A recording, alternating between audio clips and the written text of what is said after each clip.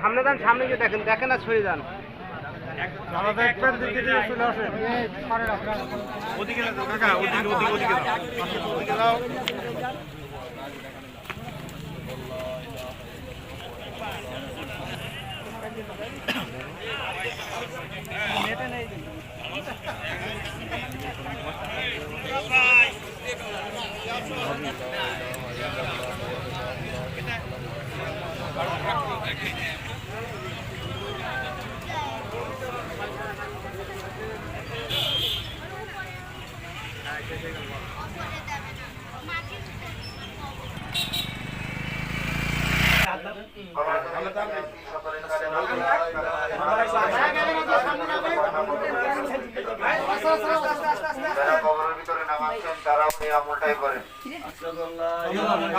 জুতা পেরে যায় না এই জায়গায়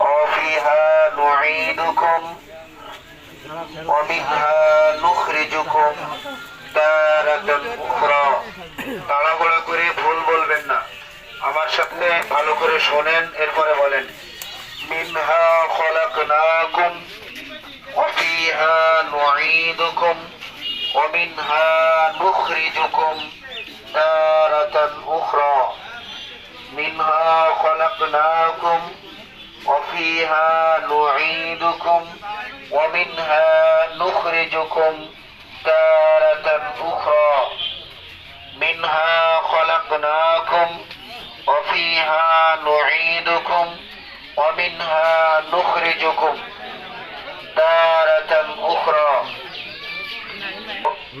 আগামীতে যেটা হয়ে গেছে আগামীতে কবর যেন পাকা না করা হয়। আল্লাহ রাসূলের সরাসরি নিষেধ আছে কবর পাকা না করার ব্যাপারে। তাই অন্তত পক্ষে আপনার রূহের মাগফিরাতের জন্য, আব্বা মার সুখের জন্য আমরা এই কাজটা বর্জন করবো ইনশাআল্লাহ। মিনহা খলাকনাকুম ওয়া ফীহা নুঈদুকুম ওয়া মিনহা নুখরিজুকুম তারাতান উখরা মিনহা খলাকনাকুম وفيها نعيدكم ومنها نخرجكم تارة أخرى।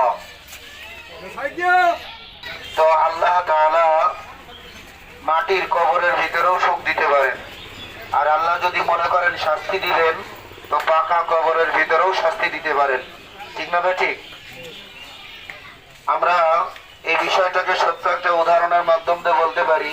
স্বপ্নের মাধ্যমে যখন আমাদের কেউ পিটায় তখন মনে হয় যেন কতই না আযাব হচ্ছে, আশেপাশের কেউ টের পায় না, স্বাভাবিকভাবেই আমি শুয়ে থাকি, অথচ আমরা শাস্তিটাকে এমন কঠোর মনে করি, আমরা চিল্লাইতে থাকি।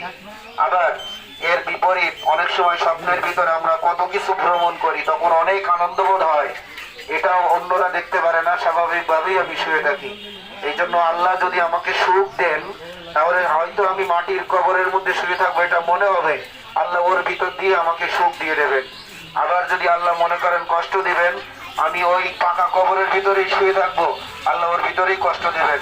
তাই আল্লাহ তাআলার আইনের কাছে মাথা নত করার ভিতরেই সফলতা। আল্লাহ তাআলা আমাদের সবাইকে বুঝদান করুক, সাথে সাথে আল্লাহ তাআলার দ্বীনকে শ্রদ্ধা করে আল্লাহ তাআলার সন্তুষ্টি নিয়ে কবরে যাওয়ার তৌফিক দান করুক, বলি আমিন।